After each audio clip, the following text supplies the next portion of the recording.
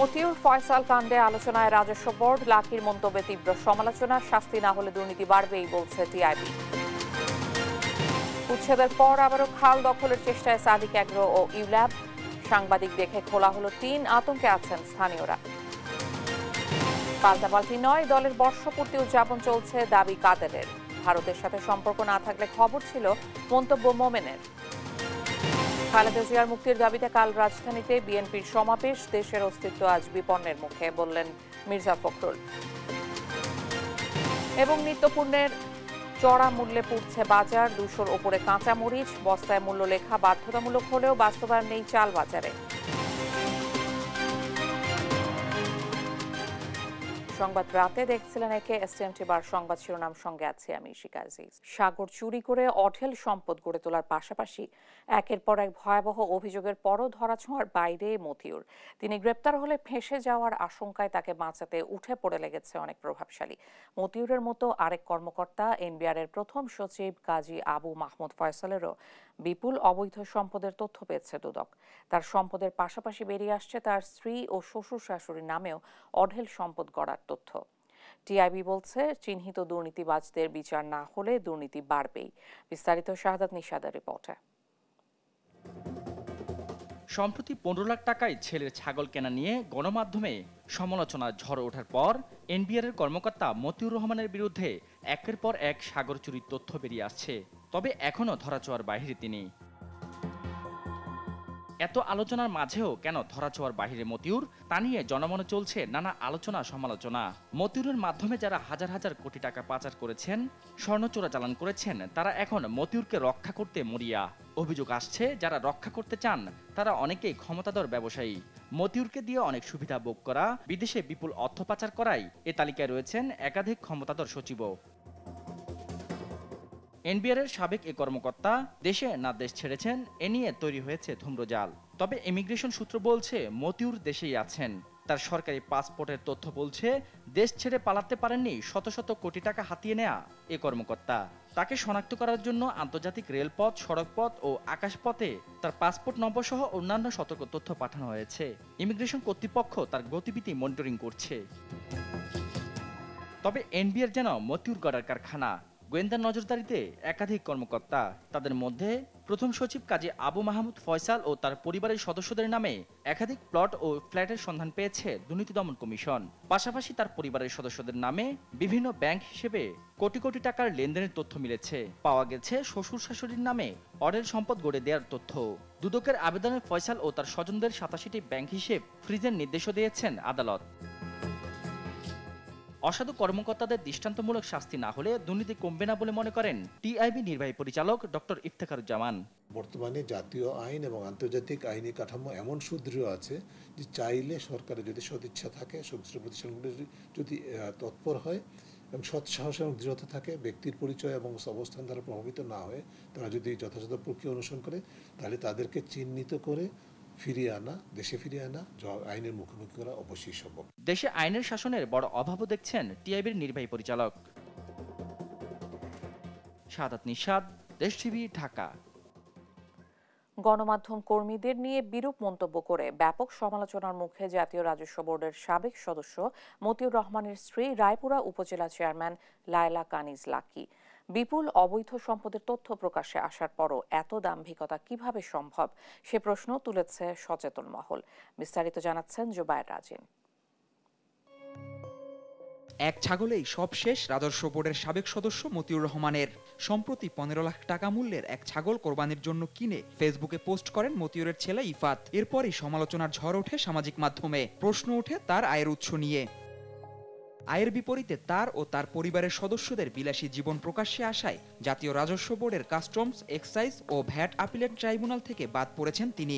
সোনালী ব্যাংকের পরিচালনা পর্ষদের পদও হারিয়েছেন। স্থগিত হয়েছে মতিউর সহ স্ত্রী সন্তানদের ৮টি ব্যাংক হিসাব। এছাড়া মতিউর রহমান, তার স্ত্রী লায়লা কানিজ ও ছেলে আহমেদ তৌফিকুর রহমান অর্ণবের বিদেশ যাত্রায় নিষেধাজ্ঞা দিয়েছেন আদালত। ছাগলকাণ্ডের পর প্রকাশ্যে আসে মতিউরের প্রথম স্ত্রী লায়লা কানিজ লাকির অঢেল সম্পদের তথ্য। বেশ কিছুদিন আত্মগোপনে থাকার পর বৃহস্পতিবার প্রকাশ্যে আসেন নরসিংদীর রায়পুরা উপজেলা পরিষদের চেয়ারম্যান।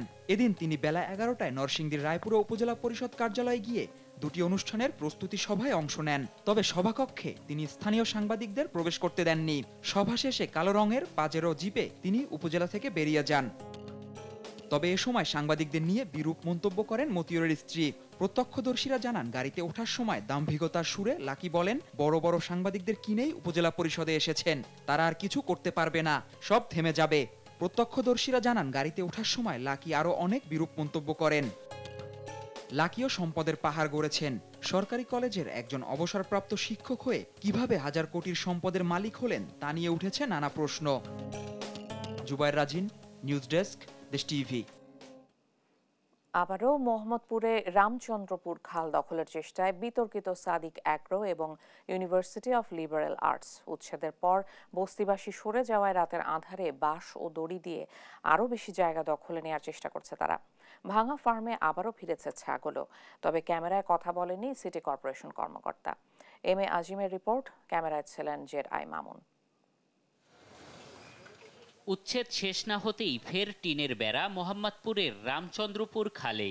বাঁশ আর দড়ি দিয়ে খালের আরও বড় অংশ জুড়ে সীমানা দিয়েছে বেপরোয়া সাদিক অ্যাগ্রো। ভাঙা ফার্মেই আবারও ছাগল ঢুকিয়ে নিয়েছেন দখল, যা দেখে হতবাক উচ্ছেদ দলও। আমি তো যা দেখতে আসি যে ওরা আবার দখলের চেষ্টা আছে, দখলের চেষ্টা না হইলে তো ওরা আর ঘেরা দিত না। দেশ টিভির ক্যামেরা দেখে তড়িঘড়ি করে সরিয়ে নেওয়া শুরু করে বাঁশ দড়ি। ছাগল সরিয়ে নেওয়ার পাশাপাশি টিনের বেড়া খুলতে ব্যস্ত হয়ে পড়ে 8 থেকে 10 জন শ্রমিক। না, আমরা খুলে নিতে আসি, আমরা আসছি কাজ করার জন্য, বলছে খুলে নেওয়ার জন্য। টিনের বেড়া আমাদের এই যে মিনা বাজারে হারা কাজ করতে বলছে, জায়গা আছে তার জন্য। কিছুক্ষণের মধ্যেই সাদিক অ্যাগ্রোর এক শ্রমিক তেড়ে এসে বাধা দেয় দেশ টিভি টিমকে আর মিথ্যাচার শুরু করে টিনের বেড়া দিয়ে দখল চেষ্টারত ইউল্যাবো। আপনাকে বেড়া দিয়ে সরানোর পারমিশনটা কে দিয়েছে? দেখেন ওই যে যারা কাজ করতেছে আর এগোরেই বলছে। তা আপনি কাজ করবেন, আপনি কেন বেড়া দিয়ে আবার মাল দাদাম সব করালেন? বেড়া দিয়ে মাল সরানোর কে পারমিশন দিয়েছে আপনাকে? জায়গায় তো বেড়া দেই নেই, আমরা ওনাদের সাথে কথা বলছি, ওনারা বলছেন যে আমাদের সাথে কথা বলেন, আমরা জায়গা নিয়ে আসেন, আমাদের দলিল আছে, আমাদের পর্চা আছে, আমাদের নাম খারিজ আছে, সব আছে, আমরা ওনে নিয়ে আসবো, আমরা ওনার সাথে কথা বলবো। বিষয়টি নিয়ে কথা বলতে গেলে ক্যামেরার সামনে থেকে সরে যান ঢাকা উত্তর সিটি কর্পোরেশনের সম্পত্তি বিভাগের দায়িত্বপ্রাপ্ত কর্মকর্তা। এখন আমি মিডিয়ার সাথে কথা বলবো না, আজকে আমরা দেখলাম যে আপনারা তো দখল উচ্ছেদ করলেন। ভয়ে ক্যামেরার সামনে বক্তব্য না দিলেও স্থানীয়রা বলছেন, উচ্ছেদ আর খনন হলেও আবারও খালটি দখলে নেবে প্রভাবশালীরা। এম এ আজিম, দেশ টিভি, ঢাকা। বিএনপির পাল্টাপাল্টি নয়, দলের ৭৫ বছর পূর্তিতে দেশ জুড়ে কর্মসূচি পালন করছে আওয়ামী লীগ, জানিয়েছেন সাধারণ সম্পাদক ওবায়দুল কাদের। বলেন, যারা প্রতিদিন ভারত বিরোধিতার নামে আন্দোলনের ইস্যু খোঁজার চেষ্টা করছেন তারা আবারও ভুল পথে হাঁটছেন। রাজধানীতে বাইসাইকেল র্যালি উদ্বোধন করে এসব কথা বলেন ওবায়দুল কাদের। জয় যাদবের রিপোর্ট। প্রতিষ্ঠার ৭৫ বছর উদযাপনে এবার ব্যতিক্রমী আয়োজন আওয়ামী লীগের। তরুণ প্রজন্মকে মুজিব আদর্শে উজ্জীবিত করতে শুক্রবারের বৃষ্টি ভেজা সকালটা অন্যরকম। রাজধানীর মানিক মিয়া এভিনিউ থেকে বের হয় বর্ণাঢ্য সাইকেল শোভাযাত্রা। শোভাযাত্রাটি খামারবাড়ি, আগারগাঁও, মিরপুর রোড ঘুরে শেষ হয় ধানমন্ডির ৩২ নম্বরে গিয়ে। অংশ নেন হাজারেরও বেশি সাইক্লিস্ট সহ দলের ও সহযোগী সংগঠনের নেতাকর্মীরা। র্যালি পূর্ব সমাবেশে সাধারণ সম্পাদক ওবায়দুল কাদের বলেন, দলের ৭৫ বছর পূর্তিতে ওয়ার্ড, ইউনিয়ন, উপজেলা, জেলা, মহানগর পর্যায়ে বছর জুড়ে কর্মসূচি পালন করছে আওয়ামী লীগ। এটি কারো পাল্টাপাল্টি কর্মসূচি নয়। বিএনপি বা বিরোধী দল তাদের কর্মসূচি পাল্টাপাল্টি কোনো কর্মসূচি আমরা নিতে যাচ্ছি না। আমাদের কর্মসূচি আগেই ঘোষিত হয়েছে, বছরব্যাপী আমরা এই ৭৫ বছর পূর্তি অনুষ্ঠান সারা বাংলাদেশে চলবে। তিনি বলেন, বিদেশে প্রভু বিএনপির আছে, আওয়ামী লীগের নয়। ভারত বিরোধিতার নামে আজকে আন্দোলনের ইস্যু খোঁজার চেষ্টা করছে। তারা আবারও ভুল পথে হাঁটছে।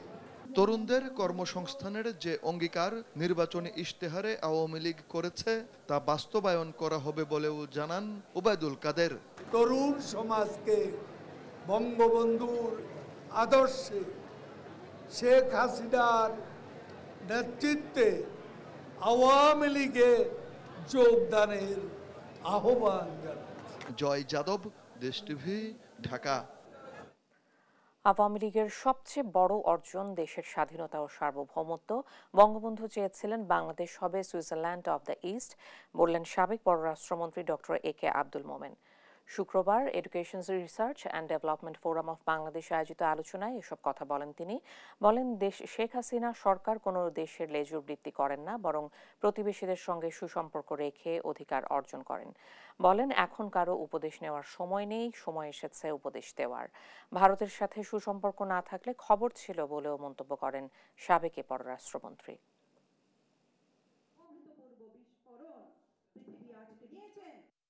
আওয়ামী লীগের সবচেয়ে বড় অর্জন স্বাধীন সার্বভৌম বাংলাদেশ। পিতা হিসেবে যা করার সেটা তিনি করে গেছেন, স্বীকৃতি অর্জন করেছেন। আমার থেকে কয়েক লক্ষ লোক ভারতে সহজে যাচ্ছে ট্রিটমেন্টের জন্য, সহজে যাচ্ছে বাজার টাজার করার জন্য। এইটাই তো বড় অর্জন। যদি সম্পর্ক খারাপ থাকতো তাহলে কিন্তু খবর ছিল। আর বঙ্গবন্ধু তার জীবনে সারা জীবনই তিনি শান্তির জয়গান গিয়েছেন। এই অঞ্চলে বাংলাদেশ হবে আপনার সুইজারল্যান্ড অব দ্য ইস্ট। দেশের সার্বভৌমত্ব এখন হুমকির সম্মুখীন বলে মন্তব্য করেছেন বিএনপি মহাসচিব মির্জা ফখরুল ইসলাম আলমগীর। জানান, সব রাজনৈতিক দল এক মঞ্চে না এলেও যুগপৎ আন্দোলনের মধ্য দিয়ে গণতন্ত্র ফিরিয়ে আনাই একমাত্র লক্ষ্য। রাষ্ট্র রক্ষার আন্দোলনে ব্যর্থ হওয়ার সুযোগ নেই বলেও জানান মির্জা ফখরুল। বিস্তারিত সাইফুল রিপনের প্রতিবেদনে। বর্তমান সরকার রাজধানীর সেগুনবাগিচায় বাংলাদেশের বিপ্লবী ওয়ার্কার্স পার্টির পুনর্মিলনীতে অংশ নিয়ে কথা বলেন বিএনপি মহাসচিব মির্জা ফখরুল ইসলাম আলমগীর। বলেন, তত্ত্বাবধায়ক সরকার ব্যবস্থার মধ্য দিয়ে গণতান্ত্রিক সংস্কৃতি তৈরি হওয়ার সুযোগ সৃষ্টি হলেও দুর্ভাগ্যজনকভাবে বর্তমান শাসক গোষ্ঠীর কারণে তা ব্যাহত হওয়ায় দেশকে আবার অনিশ্চয়তার দিকে ঠেলে দিয়েছে। দলীয় সরকারের অধীনে নির্বাচনের ব্যবস্থা করে বাংলাদেশকে আবারও আপনার অনিশ্চয়তা, অস্থিতিশীলতার দিকে ঠেলে দেওয়া হয়েছে এবং সেই প্রক্রিয়াই এখনো চলছে। এখন এটা এমন একটা জায়গায় এসে পৌঁছেছে যে যেখানে বাংলাদেশের রাষ্ট্রের অস্তিত্বই বিপন্ন হয়ে পড়েছে। একদিকে গণতন্ত্র নেই, অন্যদিকে আপনার দেশের যে সার্বভৌমত্ব, সেই সার্বভৌমত্ব আজকে হুমকির সম্মুখীন হয়েছে। দেশের গণতন্ত্রের জন্য বিএনপি চেয়ারপারসন খালেদা জিয়ার ত্যাগের কারণে তার মুক্তির আন্দোলন গড়ে তোলাও জরুরি বলেন মির্জা ফখরুল ইসলাম আলমগীর। জীবন মৃত্যুর সঙ্গে যিনি লড়াই করছেন, সংগ্রাম করছেন, সেই দেশনেত্রী বেগম খালেদা জিয়াকে মুক্ত করার একটা আন্দোলন খুব জরুরি। এটাকে আমি আলাদা করে দেখতে চাই না। এটা গণতান্ত্রিক আন্দোলনের সঙ্গে এটা অত্যন্ত ঘনিষ্ঠভাবে জড়িত। অনেকেই বলতে চান যে বিএনপির নেতা তিনি নেন একা। তিনি গণতন্ত্রের জন্য সংগ্রাম করেছেন এবং তার সংগ্রামের ভিত্তিটাই হচ্ছে গণতান্ত্রিক সংগ্রাম। সব রাজনৈতিক দলগুলো আমরা এক মঞ্চে উঠতে না পারলেও আমরা কিন্তু যুগবদ্ধভাবে আন্দোলন চালিয়ে যাওয়ার আমরা সিদ্ধান্ত নিয়েছি। এই সিদ্ধান্তটাকে আমি মনে করি যে বাংলাদেশের রাজনৈতিক ইতিহাসে এটা একটা যুগান্তকারী সিদ্ধান্ত।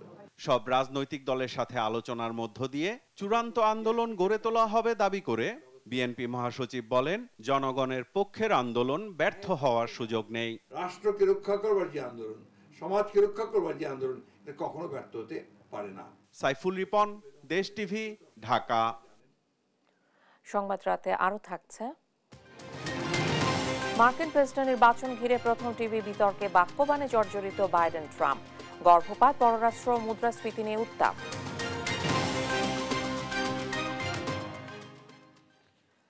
প্রধানমন্ত্রী শেখ হাসিনার ভারত সফরে সম্পাদিত সব চুক্তি বাতিল ও চিহ্নিত দুর্নীতিবাজদের বিচারের দাবিতে বিক্ষোভ করেছে ইসলামী আন্দোলন বাংলাদেশ। শুক্রবার বাদ জুম্মা বায়তুল মোকাররমের উত্তর গেটে আয়োজিত বিক্ষোভ মিছিল পূর্ব সমাবেশে নেতারা বলেন, তিস্তা চুক্তি ও সীমান্ত হত্যা নিরসন না করে সরকার আবারও ভারতের সাথে চুক্তি করেছে, যেখানে দেশের চেয়ে ভারতের স্বার্থই বেশি গুরুত্ব পেয়েছে। দাবি করেন, দেশের ভেতর দিয়ে ভারতের রেল চলাচল সার্বভৌমত্বকেই হুমকির মুখে ফেলবে। এজন্য অবিলম্বে সব চুক্তি বাতিলের আহ্বানও জানান নেতারা।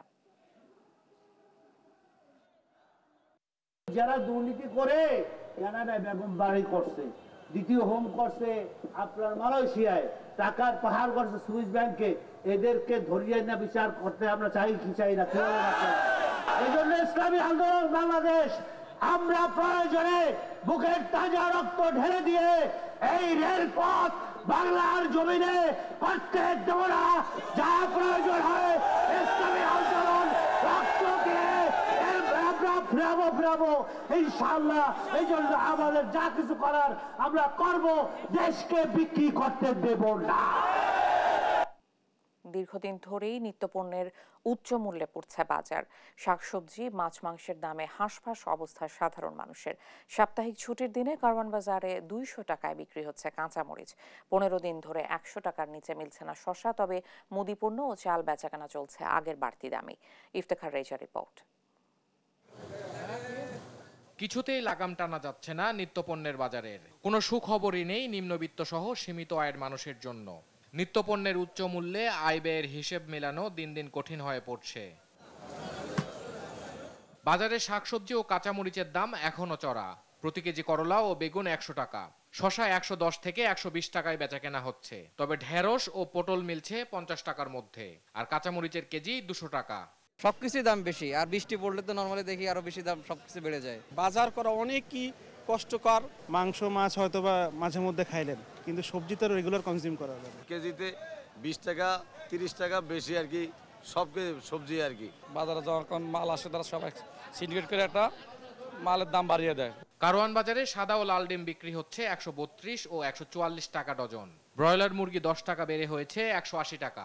সোনালিকা মুরগি বিক্রি হচ্ছে 320 টাকা কেজি দরে। আগে তো আমরা 240 টাকা পর্যন্ত নিছি, এখন 170 টাকা 80 টাকা ঠিক আছে। সোনালির দামটা একটু কম হলে আমরা সবাই স্বতঃস্ফূর্তভাবে খেতে পারতাম। লাল ডিমের ডজন চলে এখন 144 টাকা, 12 টাকা পিস পরে তাতে। আর সাদা মুরগির ডিম আছে, ওটার দাম মোটামুটি কমছে আর কি। এই সপ্তাহ যেটা বাড়ছে একটু উৎপাদন করছে কমছে, আর একটু চাহিদা বাড়ছে, এই কারণে হয়তো একটু দামটা বেশি। বোতলজাত 5 লিটার সয়াবিন তেল বিক্রি হচ্ছে 770 থেকে 810 টাকায়। মসুর ডাল 110 থেকে 130, মুগ 160 থেকে 170 টাকা। আদার দাম কেজি প্রতি বেড়েছে 20 টাকা। সাধারণ যারা আছে আমরা খুব কষ্ট হয় এই সংসার চালাইতে। লিস্ট করা থাকে বাজারের সময় যে এটা কিনবো, দেখা গেছে দাম বেশি থাকার কারণে ওই একটা জিনিস কিনলে আরেকটা জিনিস কিনতে পারতেছি না। দিন গেলে দাম বাড়ে, কেন বাড়ে এটা তো আমরা বুঝি না, জানি না। পেঁয়াজ গ্যাসের সপ্তাহে ছিল 85 থেকে 90 টাকা, এই সপ্তাহে বিক্রি হচ্ছে 90 থেকে 100 টাকা, 95 থেকে 100 টাকা। আদা গ্যাসের সপ্তাহে ছিল 240 থেকে 260 টাকা, এই সপ্তাহে বিক্রি হচ্ছে 280 থেকে 290 টাকা। বেড়েছে মাছের দামও। ইলিশ প্রতি কেজি বিক্রি হচ্ছে 1800 টাকা কেজি।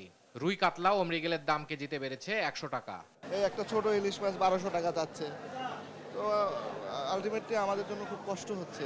মধ্যবিত্ত ফ্যামিলি এবং নিম্নবিত্ত এদের পক্ষে এটা খাওয়া সম্ভব না। এই মাছ যদি 1000 হইতো তাহলে জনগণ খাইতে পারতো। একটা মাছ 1800-1900 টাকা কেজি, কয় বেটা খাইতে পারবো? আর 760 টাকা কেজি দরে বিক্রি হচ্ছে গরুর মাংস। ইফতেখার রেজা, দেশ টিভি, ঢাকা। চালের বাজার নিয়ন্ত্রণে সরকার বস্তার গায়ে মূল্য, ধানের জাত ও উৎপাদনের তারিখ লেখা বাধ্যতামূলক করলেও এ পর্যন্ত বাজারে তার বাস্তবায়ন নেই। সিদ্ধান্তের 2 মাস পেরিয়ে গেলেও হাতে গোনা 2-1 মিল মালিক আংশিক বাস্তবায়ন করেছেন। প্রশাসন বলছে সরকারের নির্দেশনা না মানার কোনো সুযোগ নেই। ইরফান রানার ক্যামেরায় কুষ্টিয়া থেকে চাল নিয়ে নাহিদ হাসান তিতাসের 2 পর্ব ধারাবাহিক প্রতিবেদনের শেষ পর্ব আজ। সরকারের নানা পদক্ষেপের পরেও নিয়ন্ত্রণে আসেনি দেশের চালের বাজার। ফলে চালের বাজার নিয়ন্ত্রণে গত ফেব্রুয়ারিতে খাদ্য মন্ত্রণালয় চালের বস্তার গায়ে দাম লেখার পাশাপাশি ধানের জাত, মিলের নাম ও উৎপাদনের তারিখ লেখা বাধ্যতামূলক করে পরিপত্র জারি করে। গত 14 এপ্রিল পহেলা বৈশাখ থেকে এ নির্দেশনা বাস্তবায়নের কথা থাকলেও তার 2 মাস পেরিয়ে গেলেও বাস্তবে তা এখনও কার্যকর হয়নি। দেশের বৃহত্তম চালের মোকাম কুষ্টিয়ার খাজানগরে হাতে গোনা দু একজন মিল মালিক আংশিকভাবে তথ্য লেখা শুরু করলেও অধিকাংশ মিল মালিকরাই বস্তায় এসব তথ্য ছাড়াই সরবরাহ করছেন চাল। এতে ভোক্তাদের মধ্যে দেখা দিয়েছে মিশ্র প্রতিক্রিয়া।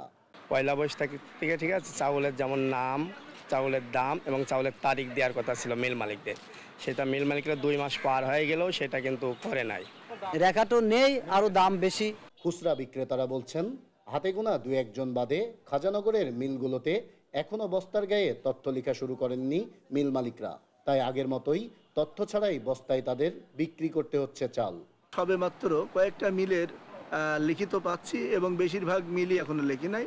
মিনিকেটের কিছু বস্তায় ওরা দামটা লিখছে, রেটও নাই, ধানের নামও নাই। এদিকে সরকারি নির্দেশনা বাস্তবায়নে চালকল মালিকরা দেখাচ্ছেন নানা অজুহাত। তারা বলছেন সরকার পরিপত্র জারি করলেও তাদের কিছু করার নেই। জাত এবং যে ডেটের যেই প্রক্রিয়াটা, এই প্রক্রিয়াটার জন্য আমরা আমাদের ডিসি মহোদয়ের কাছ থেকে আমরা 6 মাস সময় নিয়েছিলাম। 2 মাস পার হয়ে গেলে করছি না, এই জন্য যে আমাদের কাছে সহজ কোনো এখন পর্যন্ত আমরা পাই নাই। সাল দিলেই ভালো, যে 24 সাল পার হয়ে গেলে 25 সালে চালের বস্তাটা যদি বিক্রি থাকে হয় তাহলে বলা যাবে যে তাহলে আপনার ডেট পার হয়ে গেছে। তবে প্রশাসন বলছে সরকারি নির্দেশনা না মানার কোনো সুযোগ নেই। নির্দেশনা বাস্তবায়নে কাজ করছেন তারা। অনেকগুলো চাউল মালিক এটি প্রতিপালন করছে, আর কেউ কেউ এখনো প্রক্রিয়াধীন রয়েছে বলে আমাদেরকে জানিয়েছে। এটি যেন দ্রুতই বাস্তবায়ন হয় সে বিষয়ে খাদ্য অফিসার সহ আমাদের জেলা প্রশাসন, ভোক্তা অধিকার সকলেই আমরা যথাযথ ব্যবস্থা গ্রহণ করছি। চালের বাজার নিয়ন্ত্রণে সরকার চালের দাম নির্ধারণ সহ নানা পদক্ষেপ নিলেও তা কার্যকর করা সম্ভব হয়নি। তাই সরকারের বস্তার গায়ে চালের মূল্য, ধানের জাত ও উৎপাদনের তারিখ লেখা আদেও শতভাগ কার্যকর হবে কিনা তা নিয়ে দেখা দিয়েছে সন্দিহান। নাহিদ হাসান তিতাস, দেশ টিভি, কুষ্টিয়া। সংবাদ রাতে আরো থাকছে। টি20 বিশ্বকাপের মেগা ফাইনালে কাল মুখোমুখি হচ্ছে ভারত ও সাউথ আফ্রিকা। ব্যর্থ মিশন শেষে দেশে জায়গা যায়।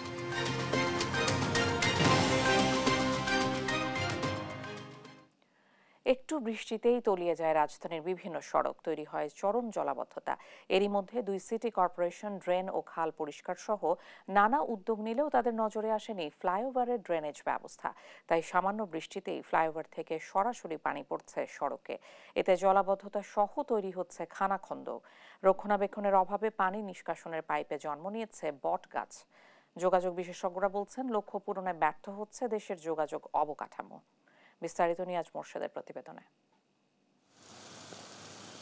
দেখে মনে হচ্ছে ঝর্ণা ধারা বইছে রাজধানী জুড়ে, তবে এটি কোনো ঝর্ণা ধারা নয়। যোগাযোগ খাতে যুক্ত হওয়া ফ্লাইওভার থেকে সড়কে বৃষ্টির পানি পড়ার দৃশ্য। রাজধানীর ফ্লাইওভারগুলো থেকে পানি নিষ্কাশনের যথাযথ ড্রেনেজ ব্যবস্থা না থাকায় সড়কে জলাবদ্ধতা আরও বাড়াচ্ছে। বৃষ্টির পানি সরাসরি সড়কে পড়ায় তৈরি হচ্ছে খানাখন্দ।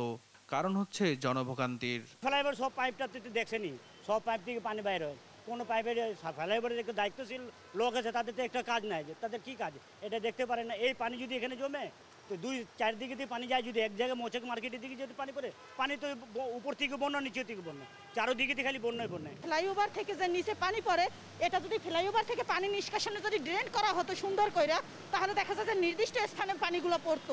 ফ্লাইওভার উপর দিয়ে যে পানিটা জমে নিচে পড়ে, এই পানিটা কোথায় যাবে? নিচের পানিটা তো যেতে পারে না, তারপর ফ্লাইওভারের পানি, তারপর এখানে কত ডাবল পানি সৃষ্টি হলো, উপরের ফ্লাইওভারের পানি, নিচের পানি। ফ্লাইওভারগুলোয় যে পানি নিষ্কাশনের পথ ছিল তার বেশিরভাগই এখন অযত্ন, অবহেলায় কোনো কাজে আসছে না। কোনো কোনো ফ্লাইওভারের নিচে পানি নিষ্কাশনের পাইপের মধ্যে জন্মেছে বটগাছও, আবার কোনো কোনো অংশের পাইপ ভেঙে পড়েছে। এমন বেহাল দশার পরও ফ্লাইওভারের ড্রেনেজ ব্যবস্থা নিয়ে সিটি কর্পোরেশনের কোনো উদ্যোগ চোখে পড়েনি। তবে গণমাধ্যমের কাছে বরাবরের মতো কর্মকর্তাদের আশ্বাস, খুব শীঘ্রই নেওয়া হবে কার্যকর ব্যবস্থা। আমাদের অংশে আমরা এটিকে জানেন যে এটিকে নান্দনিক করার জন্য একটি প্রকল্প আমরা অলরেডি করছি। আমার যতটুকু জানা মতে এরকম বটগাছ জন্মানো নেই, তবু আমরা আপনাদের আবার খতিয়ে দেখব, অবশ্যই আমরা ব্যবস্থা নেব। আর পাইপের বিষয়গুলো হয়তো বলতে পারেন যে কারণ অনেক দিন রাস্তা নির্মিত হয়েছে, সেখানে কিছুটা পরিবর্তন কি বলে যে পুরাতন হয়ে যেতে পারে, সেক্ষেত্রে সেটি রিপ্লেসমেন্টের বিষয়গুলো আসবে। যোগাযোগ বিশেষজ্ঞরা বলছেন বড় বড় বিনিয়োগ করে যোগাযোগ ব্যবস্থার উন্নয়ন করা হলেও রক্ষণাবেক্ষণের অভাবে টেকসই হচ্ছে না। বর্তমানে যে ফ্লাইওভারগুলি ঢাকার কেন্দ্রস্থলে হয়েছে, এগুলি কিন্তু মেইনটেনেন্স প্র্যাকটিস নাই বললেই চলে। জলাবদ্ধতার উপরেও কারণ হচ্ছে, নিচেও কারণ হচ্ছে, এবং আমাদের সড়কগুলি টেকসইয়ের যেই উন্নয়নের ভূমিকাটা রাখার কথা সেখানে একটা অন্তরায় হচ্ছে। ফ্লাইওভার রক্ষণাবেক্ষণের জন্য দ্রুত সিটি কর্পোরেশনের পদক্ষেপ চান এই বিশেষজ্ঞ। নিয়াজ মুর্শিদ, দেশ টিভি, ঢাকা। আন্তর্জাতিক প্রসঙ্গ, আসন্ন মার্কিন প্রেসিডেন্ট নির্বাচনকে সামনে রেখে প্রথম টিভি বিতর্কে একে অপরকে প্রশ্নবাণে জর্জরিত করেছেন জো বাইডেন ও ডোনাল্ড ট্রাম্প। স্থানীয় সময়ে বৃহস্পতিবার রাতে জর্জিয়া অঙ্গরাজ্যে সিএনএনের আটলান্টা স্টুডিওতে চলে এ বিতর্ক, যেখানে পররাষ্ট্র, গর্ভপাত, কর্মসংস্থান, মুদ্রাস্ফীতি, অবৈধ অভিবাসনের মতো ইস্যু ছড়ায় উত্তাপ। সিএনএনের জরিপ বলছে দীর্ঘক্ষণের এই বিতর্কে ট্রাম্প জয়ী হয়েছেন। বিস্তারিত দেওয়ান মোবাশিরা হোসেনের রিপোর্টে। নভেম্বরে মার্কিন প্রেসিডেন্ট নির্বাচন সামনে রেখে প্রথম টেলিভিশন বিতর্কে মুখোমুখি জো বাইডেন এবং ডোনাল্ড ট্রাম্প। বাংলাদেশ সময় শুক্রবার সকাল 7টায় যুক্তরাষ্ট্রের জর্জিয়ায় সিএনএনের আটলান্টা স্টুডিওতে শুরু হয় এই বিতর্ক। বিতর্ক মঞ্চে একসাথে উঠলেও করমর্দন করতে দেখা যায়নি কাউকে। অর্থনীতি নিয়ে বিতর্ক শুরু, পর্যায়ক্রমে তা ছড়িয়ে যায় অভিবাসন, গাজা, ইউক্রেন ও আফগানিস্তান সহ বিভিন্ন ইস্যুতে। আগের যে সীমান্ত দিয়ে যুক্তরাষ্ট্রে অবৈধ অনুপ্রবেশ অনেক কমেছে। ট্রাম্প আমলে যা ছিল আকাশ ছোঁয়া। ট্রাম্প রুশ প্রেসিডেন্ট ভ্লাদিমির পুতিনকে যা ইচ্ছা করতে বলেছেন। পুতিন ভেবেছিলেন 5 দিনের মধ্যেই কিয়েভকে নিয়ে যাবেন। ইসরায়েল ও গাজা ইস্যুতেও ছড়ায় উত্তাপ। বাইডেনকে ব্যঙ্গ করে ফিলিস্তিনি বলে আখ্যায়িত করেন ট্রাম্প। আর বাইডেনের দাবি হামাস এই যুদ্ধ বন্ধ করতে চাইছে না। And you should let him go and let him finish the job. He doesn't want to do it. He's become like a Palestinian, but they don't like him because he's a very bad Palestinian. He's a weak one. উত্তেজনার পারদ ছড়ায় Ukraine Russia যুদ্ধ। পুতিনকে যুদ্ধাপরাধী আখ্যা দেন Biden. আর Trump বলেন আফগান থেকে সেনা প্রত্যাহারের কারণে ইউক্রেনে হামলার সাহস পেয়েছেন Putin. I will have that war. ইউক্রেনে রাশিয়ার হামলা চালানো ঠিক হচ্ছে না। অকারণে মানুষ হত্যা করা একটা বোকামি। 20 জানুয়ারি 2025 দেশের দায়িত্ব নেওয়ার আগে পুতিন এবং জেলেনস্কির মধ্যে এই যুদ্ধটির মীমাংসা করে দেব আমি। And I will get it settled, and I'll get it settled fast before I take office. বাইডেনের শাসনামলে যুক্তরাষ্ট্রের মুদ্রাস্ফীতি বেড়েছে বলেও মন্তব্য করেন ডোনাল্ড ট্রাম্প। বাইডেন মুদ্রাস্ফীতি ঘটাচ্ছে, আমি তাকে মুদ্রাস্ফীতি ছাড়াই দেশ দিয়েছি। মুদ্রাস্ফীতি না থাকার কারণ হলো অর্থনীতি গতিশীল ছিল না। আমি চাকরির সুযোগ তৈরি করে দিয়েছি। বিতর্কের রেশ টেনে ট্রাম্পকে যৌন নিপীড়ক আখ্যা দেন Biden. Of having sex with a porn star. Dewan Mubashira Hossain, news desk, Desh TV. ইরানের প্রেসিডেন্ট নির্বাচনের ভোট গ্রহণ চলছে। শুক্রবার স্থানীয় সময় সকাল 8টায় শুরু হওয়া ভোট গ্রহণ চলছে সন্ধ্যা 6টা পর্যন্ত। তবে 2 ঘন্টা করে কয়েক দফা সময় বাড়ানো হতে পারে। রাইসির উত্তরসূরি বেছে নিতে এবার প্রতিদ্বন্দ্বিতায় নামেন 6 প্রার্থী। তবে আমির হোসেন হাশেমি ও আলী রেজা জাকিনি ভোটের একদিন আগে প্রার্থিতা প্রত্যাহার করেন, তাই এখন লড়াই চলছে। বিপ্লবী গার্ড বাহিনীর সাবেক প্রধান ও বর্তমান স্পিকার বাঘের গালিপাভ, পারমাণবিক মধ্যস্থতাকারী দলের প্রধান সাইদ জালিলি, সাবেক স্বরাষ্ট্রমন্ত্রী মোস্তফাপুর মোহাম্মদী এবং সংস্কারপন্থী নেতা মাসুদ পেজেশকিয়ানের মধ্যে। এদের মধ্যে বাঘের কালিবাফ ও সাইদ জালিলি সর্বোচ্চ নেতা আয়াতুল্লাহ খামেনির ঘনিষ্ঠ হিসেবে পরিচিত। এই নির্বাচনে ভোটার উপস্থিতি খুব বেশি হবে না বলে ধারণা করা হচ্ছে, কারণ অর্থনৈতিক সংকট, দমনপীড়ন সহ নানা ইস্যুতে তরুণ ভোটারদের মধ্যে রয়েছে হতাশা।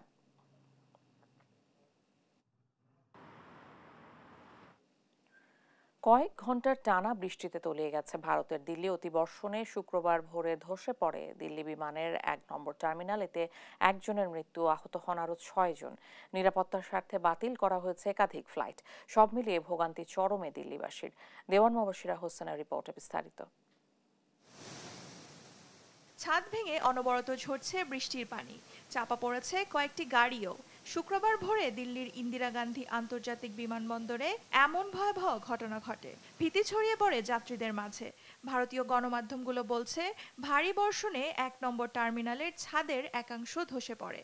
এতে ঘটে হতাহত। খবর পেয়ে ছুটে ঘটনাস্থলে পৌঁছায় দমকল বাহিনী।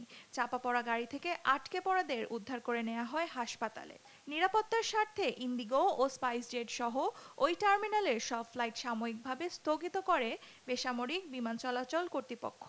सर आज का मेरा फ्लाइट है मॉर्निंग का, 9 बजे का इंडिगो से।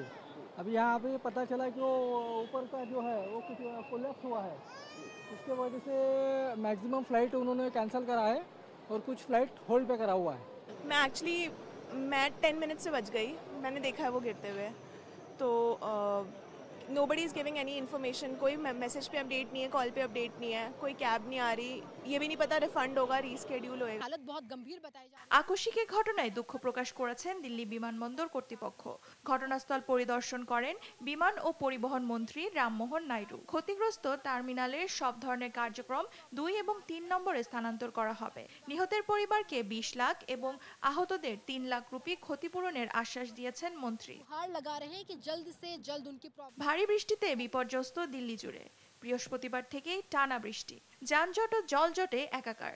সম্প্রতি তাপপ্রবাহ থেকে কিছুটা নিস্তার পেলেও অতিবর্ষণ এখন ভোগান্তির কারণ। প্রধান সড়কের কোথাও কোথাও দেখা গেছে কোমর সমান পানি। বিপাকে পড়েছেন কর্মজীবী লোকজন। দেওয়ান মুবাশশিরা Hossain, news desk, Desh TV.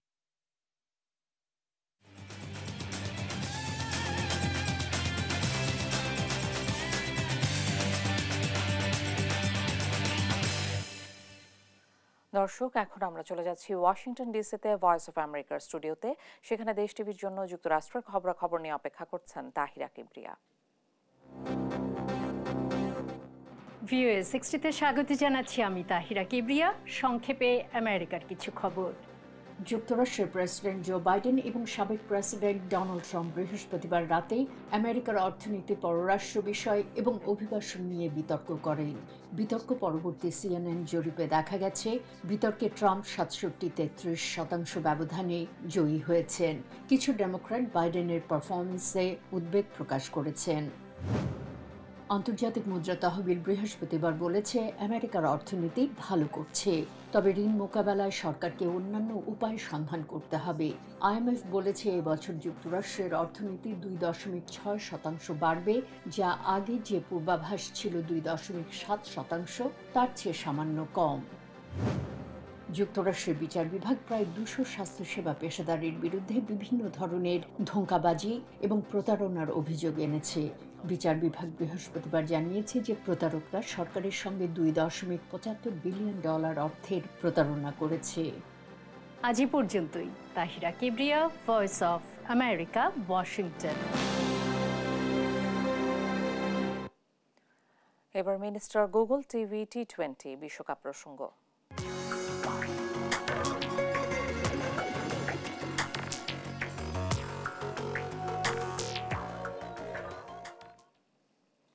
T20 বিশ্বকাপের মেগা ফাইনালে আগামীকাল মাঠে নামছে এবারের আসরের 2 অপরাজিত দল ভারত ও সাউথ আফ্রিকা। বারবার সেমিফাইনাল থেকে ফিরে যাওয়ার ব্যর্থতা পেছনে ফেলে ফাইনালের টিকিট পেয়েছে প্রোটিয়ারা, আর ইংল্যান্ডকে উড়িয়ে ফাইনালে উঠেছে ভারত। শনিবার বার্বাডোসের কেনসিংটন ওভালে বাংলাদেশ সময় রাত 8টায় জমজমাট লড়াইয়ের অপেক্ষায় ভক্তরা। আল মাহমুদ ফাহিমের ম্যাচ প্রিভিউ। মাসব্যাপী টি-20 মহারণের সমাপ্তি ঘটতে যাচ্ছে ভারত ও সাউথ আফ্রিকা মেগা ফাইনাল দিয়ে। পুরো টুর্নামেন্টে দুর্দান্ত খেলেছে টি-20-র 2 প্যাকেজ দল ভারত ও সাউথ আফ্রিকা। গ্রুপ পর্ব থেকে শুরু করে এখন পর্যন্ত অপরাজিত রোহিত শর্মা, এইডেন মার্কারামরা।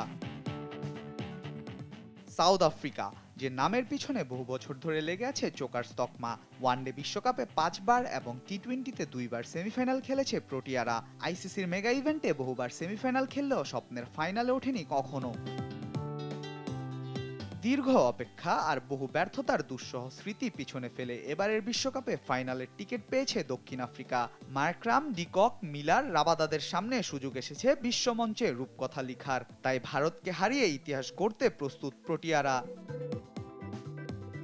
তবে বড় আসরে ভারতের গল্পটা একেবারে আলাদা। বিশ্বমঞ্চে মেন ইন ব্লুদের দাপট সবার জানা। টি-20-র প্রথম বিশ্বকাপ শিরোপা জিতেছিল তারাই। তবে 2011 সালের ওয়ানডে বিশ্বকাপ জয়ের পর মেগা ইভেন্টে বারবার ব্যর্থ হচ্ছিল ভারত। 10 বছরের ব্যর্থতা পিছনে ফেলে টি-20 বিশ্বকাপের ফাইনালে উঠেছে রোহিত শর্মার দল। তাদের সামনে সুযোগ নতুন ইতিহাস লিখার। টি-20 বিশ্বকাপে 2014 সালের ফাইনাল এবং 2016 ও 22 সালের সেমিফাইনালের হারের হতাশা কাটিয়ে ভারতকে আরও একটি শিরোপা উপহার দিতে চায় রোহিত শর্মা, হার্দিক পান্ডিয়ারা। বিশ্বকাপে অপরাজিত দুই দলের মধ্যে শিরোপার লড়াই। ভারত নাকি সাউথ আফ্রিকা, কে হবে চ্যাম্পিয়ন তা জানার পাশাপাশি রোমাঞ্চকর লড়াই দেখার অপেক্ষায় ক্রিকেট ভক্তরা। Al Mahmud Fahim, sports desk, Desh TV. বিশ্বকাপ মিশন শেষে দেশে ফিরেছে বাংলাদেশ দল। শুক্রবার সকাল 9টার দিকে হযরত শাহজালাল আন্তর্জাতিক বিমানবন্দরে পা রাখেন ক্রিকেটাররা। অ্যান্টিগা থেকে যুক্তরাষ্ট্রের মায়ামি ও দুবাই হয়ে ঢাকা পৌঁছান তারা। দেশে ফিরে বিশ্বকাপে দলের পারফরমেন্স নিয়ে হতাশার কথা জানান তাসকিন। রিফাত আঞ্জুমের রিপোর্ট। টি-20 বিশ্বকাপে প্রথমবার এক আসরে 3 জয় আর বিশ্বকাপ ইতিহাসে সেরা সাফল্য নিয়ে দেশে ফিরেছে বাংলাদেশ দল। কিন্তু তারপরও হতাশাকে সঙ্গী করে বিশ্বকাপ মিশন শেষে দেশে ফেরা টিম টাইগার্সের। শুক্রবার সকালে দেশে ফেরে পুরো দল। বিক্ষিপ্তভাবে ক্রিকেটাররা যে যার মতো করে ব্যক্তিগত গাড়িতে করে বিমানবন্দর ছাড়েন। দলের সঙ্গে ফেরেননি বিদেশি কোচিং স্টাফরা, সবাই ছুটিতে ফিরে গেছেন নিজ দেশে। এছাড়া সাকিব আল হাসান, লিটন দাস ও সৌম্য সরকার ফেরেননি। দেশে ফিরে বিমানবন্দরে সাংবাদিকদের সঙ্গে কথা বলেন পেসার ও বিশ্বকাপে সহ অধিনায়কের দায়িত্ব পালন করা তাসকিন আহমেদ। তিনি জানান দলের পারফরমেন্সে সবার মতো তিনিও হতাশ। আসলে দেখেন যে সত্যি কথা বলতে ভালোর তো কখনোই শেষ নেই, তাই না? ভালো হোক আর খারাপ হোক, ধরেন আমরা মানে হ্যাঁ আরও অনেক ভালো হইতে পারতো। স্পেশালি মানে দেখেন লাস্ট ম্যাচটা আমরা সবাই একটু ডিসঅ্যাপয়েন্টেড হয়েছি। আমরা জিতার চেষ্টাই করেছিলাম প্রথমে 12 ওভারের মধ্যে, পরে যখন মানে আমরা বুঝতে পারলাম 12 ওভার আসলে চেস করা পসিবল না, তখন নর্মালি ট্রাই করছিল সবাই, তাও জিততে পারিনি। আসলে সবার মতো আমরাও একটু হতাশ যে এক্সপেকটেশন অনুযায়ী ভালো হয়নি। বিশ্বকাপ জুড়ে দুই অভিজ্ঞ মাহমুদুল্লাহ ও সাকিব আল হাসান ছিলেন অফ ফর্মে। বিশ্বকাপের মতো বড় আসরে তাদের ফর্মহীনতা দলকে বেশ ভুগিয়েছে। তাসকিন জানিয়েছেন মাঠে এর প্রভাব পড়েছে বেশ ভালোভাবেই।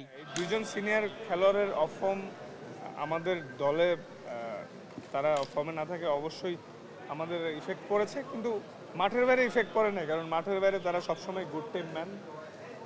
আল্লাহর রহমতে এই যে 47 দিনের মতো একসাথে ছিলাম, সবার বিহেভিয়ার খুব ভালো ছিল, সবাই একসাথে ছিলাম। এই অফ দ্য ফিল্ডে সব তো ঠিকই ছিল, কিন্তু আসলে টিমের ওয়ান অফ দ্য কি প্লেয়াররা অফ ফর্মে থাকলে ওই টিমের প্রবলেম হওয়াটাই স্বাভাবিক। বাট আশা করছি সামনে দ্রুত এগুলো সব কাটিয়ে উঠে সামনে ভালো কিছু করবে। সেমিফাইনালে খেলার দারুণ সুযোগ আসলেও সেটি মিস করেছেন নাজমুল হোসেন শান্তর দল। তাসকিন জানান নেতিবাচক বিষয় বেশি থাকলেও ইতিবাচক ছিল অনেক কিছুই। পজিটিভ সাইন আছে যে through out the tournament bowling department ভালো করছে, সুপার 8-এ উঠছি সর্বপ্রথম। এবার ওয়ার্ল্ড কাপ টি-20 ওয়ার্ল্ড কাপে আমরা 3টা জয় পাইছি। দেশে ফিরে 2 সপ্তাহে ছুটিতে থাকবেন ক্রিকেটাররা, এরপর যোগ দিবেন চলমান বাংলা টাইগার্স ক্যাম্পে। রিফাত আঞ্জুম, দেশ টিভি, ঢাকা।